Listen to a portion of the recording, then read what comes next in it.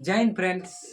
आज हम लोग सीखेंगे पुष्प। पुष्प क्या है, चित्र द्वारा समझाएं। चित्र द्वारा समझाएं। आपको यदि क्वेश्चन ऐसा पूछे, ये क्वेश्चन ना बार बार पूछा जा चुका है 12th बोर्ड एग्जाम में या 10th बोर्ड एग्जाम में, तो हम इंपॉर्टेंट टॉपिक का वीडियो लाते रहते हैं। यदि आप इंपॉर्टेंट टॉपिक से जुड़ना चाहते हैं, यदि आप नर्वस हैं, थोड़ा कम भी पढ़ाई किए हैं, अगर आप चाहते हैं कि बोर्ड परीक्षा में मेरा थोड़ा बेहतर मार्क्स आ जाए, मेरा गांव समाज में नाम हो जाए कि नहीं हो पढ़े थे तो कोई दिक्कत नहीं, आ गया नंबर, तो इस प्रकार आप यदि चाहते हैं कि कम भी पढ़ें, थोड़ा मौज मस्ती करते हैं, घूमने फिरने में रहते हैं, तो साथियों आप हमारे साथ जुड़ सकते हैं। सिंह सक्सेस के क्लासेस के साथ जुड़ सकते हैं। यहाँ आपका भाई आपको पढ़ाएगा इंपॉर्टेंट टॉपिक का वीडियो।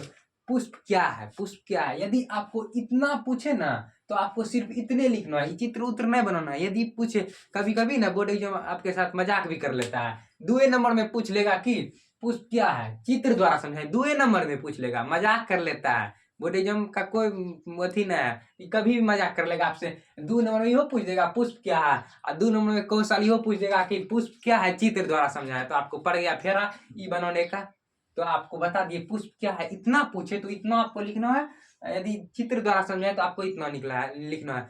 तो जिस तरह से पूछेगा आपका भाई, उस तरह से आपको समझाएगा। तो मेरे साथ वीडियो पर बने रहे। आप इस प्रकार का आप कॉपी में नोट कर लीजिएगा, तो आपको 2 नंबर में मिल जाएगा।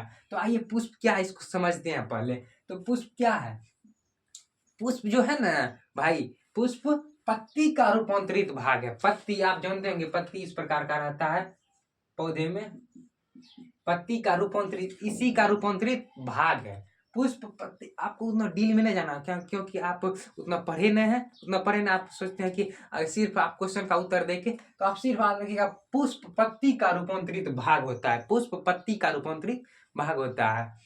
जो पादपों में यानी पुष्प के पादपों में लैंगिक जनन का स्थल होता है। लैंगिक जनन का स्थल होता है, जो पादपों में लैंगिक जनन का स्थल होता है।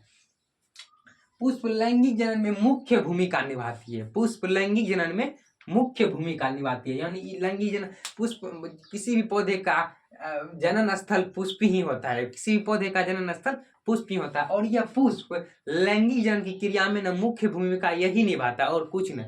पुष्प इतना समझ गए आप लोग, इतना लिख लीजिए। यदि आपको इतना पूछे तो आपको इतना लिखना है, यदि चित्र द्वारा समझाए तो इतना आपको लिखना है। तो देखिए चित्र आप कैसे बनाना है। चित्र तो आप देख लीजिएगा, गूगल पर से, यूट्यूब पर आता है चित्र होने के लिए, से टून टून करते रहेगा, बनाते रहेगा। चित्र आप देख लीजिएगा, हम पहले से बना के लाए। इस प्रकार का पुष्प का एक डायग्राम होता है, यानी चित्र होता है। तो देखिए चित्र में कहाँ क्या है, वर्तिका का क्या है, जायंग क्या है, अंडाशय क्या है, बाह्य दल क्या है, पुष्प वृंत क्या है, पुतंतु क्या है, मतलब सब आपको बताएंगे। तो देखिए ये जो है ना, ये पुष्प का एक डायग्राम है। ये डंटी है, डंठल जिसको आप बोलते हैं, डंठल। इसको आप लोग ठेठी भाषा में डंठल कहते हैं, लेकिन आप किताबी भाषा में इसको साइंस में पढ़ेगा तो इसको पुष्प विरिंत कहते हैं। पुष्प विरिंत, जो पुष्प को जोड़े रखता है अपने से, जो पुष्प को जोड़े रखता है अपने से, तो इसका नाम हो गया पुष्प विरिंत।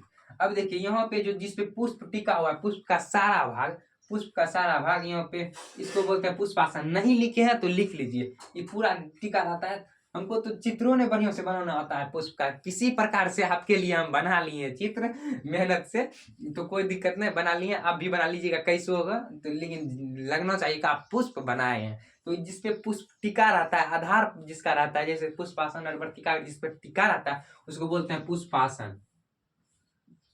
पुष्पासन, जैसे आसन होता है ना बैठने के लिए, आसन, आसन बैठने के लिए होता है, उसी तरह पुष्प में आसन होता है जिसको कहते हैं पुष्पासन। पुष्प में आसन होता है सबको बैठने के लिए, ये सब ऊपर वाला को बैठने के लिए, उसी कहते हैं पुष्पासन। आदमी को बैठने के लिए क्या, आसन कुर्सी, तो पुष्प को बैठने के लिए तो पुष्पासन लगा दीजिएगा, तो हो गया पुष्पासन का काम खत्म। अब देखिए अंडाशय, ये बीच में है, यही फिर अंडाशय है, इसी में जनन होता है, इसी में जनन होता है पुष्प में लैंगिक जनन, तो इसको बोलते हैं सीधा अंडाशय। अंडाशय यानी ओवरी, ओवरी इंग्लिश में भी आप जानना चाहेंगे तो OVERY, ओवरी, ओवरी अंडाशय। तो इसका अंडाशय यहाँ हो गया मोटा वाला फूला हुआ भाग, जो यहाँ पे थोड़ा संकीर्ण हो रहा है, इसको कर देंगे वर्तिका, इसको कर देंगे वर्तिका। वर्तिका जो ऊपर में ऐसे ऐसे टोपी नुमा आप देख रहे हैं, इसको कर देंगे वर्तिकाग्र। वर्तिकाग्र, ये तीनों ना स्त्री केसर का भाग है, स्त्री केसर का भाग है ये तीनों। वर्तिकाग्र और वर्तिका प्लस अंडाशय, ये तीनों स्त्री केसर का भाग है। तो ये हम ऐसे कर दिए हैं, यहाँ से यहाँ तक देखिए, अंडाशय वर्तिका वर्तिका तीनों स्त्रीकेसर का भाग है, यानी स्त्रीकेसर को ही जायांग बोलते हैं। आप इसको स्त्रीकेसर भी लिख सकते हैं, स्त्रीकेसर। आप इसको स्त्रीकेसर या जायांग लिख सकते हैं। ये तीनों स्त्रीकेसर का भाग है। साथियों समझ रहे हैं आप? तो स्त्रीकेसर का खम तमाम हो गया। अब चलते हैं इसमें नर भाग, यानी पुंकेसर पुमंग। देखिए ये जो है ऊपर में ऐसे ऐसे करके, तो इसको कहते हैं पुंकेसर, इसको कहते हैं पुंकेसर। पुंकेसर का समूह पुमंग कहलाता है। किसी का भी समूह पुमंग कहलाता है। पुंकेसर का समूह पुमंग कहलाता है। पुंकेसर का समूह पुमंग कहलाता है। यहाँ पे एगो रहेगा तो इबला, उसको कहेंगे पुंकेसर। यदि इस बहुत रहेगा, ढेर सारा रहेगा, तो उसको कह देंगे पुमंग, उसको कह देंगे पुमंग। साथी समझ रहे हैं? उसके बाद देखिए ऐसे ऐसे बाहर में आता है रंगीन भाग। रंगीन भाग जो कि चींटी मधुमक्खी को आकर्षित करता है, जो रंगीन भाग होता है, इसमें महक होता है, उसको कहते हैं दलपुंज, उसको कहते हैं दल, उसको दल कहते हैं। एगो यदि रहेगा तो, एगो तो नहीं रहता है किसी में, 2 गो 3 गो रहता है। एगो रहेगा तो उसको दल कहेंगे, एक से अधिक रहेगा तो उसको दल पुंज लगाना, यानी पुंज। प्रकाश एगो निकलता है तो प्रकाश कहते हैं, उसको बहुत सारा निकलता है प्रकाश पुंज कह देते हैं। प्रकाश पुंज यानी ढेर मात्रा में निकल रहा है, ढेर मात्रा में निकल रहा है, जैसे सूर्य से बहुत सारा मात्रा में निकल रहा है, पुंज हो गया, पुंज हो गया। इसी प्रकार एक रहेगा तो, एगो रहेगा तो क्या बोलेंगे, कहाँ पे गया, एगो रहेगा तो दल बोलेंगे, बहुत रहेगा तो दल पुंज बोलेंगे, बहुत रहेगा तो दल पुंज बोलेंगे। तो लिखबे नहीं किए हैं, अभी लिख देते हैं आपके सामने में। जो बाहर वाला है, जो रंगीन भाग होता है, जो महकता है, कीट को आकर्षित करता है, मधुमक्खी को आकर्षित करता है परागन के लिए, उसी को कहते हैं दल या दल पुंज। इसको लिख लीजिए दल, यहाँ पे दल पुंज, दल पुंज। दल का समूह दलपुंज कहलाता है। दल का समूह दलपुंज कहलाता है। प्रकाश का समूह प्रकाश पुंज कहलाता है। आप लोग समझ सकते हैं, बहुत सारा निकलेगा तो प्रकाश पुंज, दलपुंज। अब देखिए ये बाह्य दल, जो बाह्य दल रहता है, आप लोग देखे होंगे पुष्प में एगो हरे रंग का रहता है, ऐसे दल के नीचे में, रंगीन भाग के नीचे में रहता है, ऐसे हरा हरा पुष्प का होता है, उसी को कहते हैं बाह्य दल। बाह्य दल एगो रहेगा तो क्या बोलेंगे साथियों, बाह्य दल। बहुत 2-4 गो रहेगा तो उसको बाह्य दल पुंज बोलेंगे। बाह्य दल पुंज यानी कैलिक्स, बाह्य दल पुंज यानी कैलिक्स, इंग्लिश में भी आप लोग समझ सकते हैं, कैलिक्स। पुष्प को इंग्लिश में क्या कहते हैं साथियों, फ्लावर। पुष्प को इंग्लिश में फ्लावर कहते हैं। अब देख लिए पुंकेसर पुमंग, इसमें भाग होता है पुष्प में। तो देखिए आपका इंपॉर्टेंट टॉपिक है, 2025 में भी पूछा जा सकता है, आप लोग इसको देख लीजिएगा 1-2 बार। तो हम इंपॉर्टेंट टॉपिक का वीडियो लाते रहते हैं, तो समझ रहे साथियों।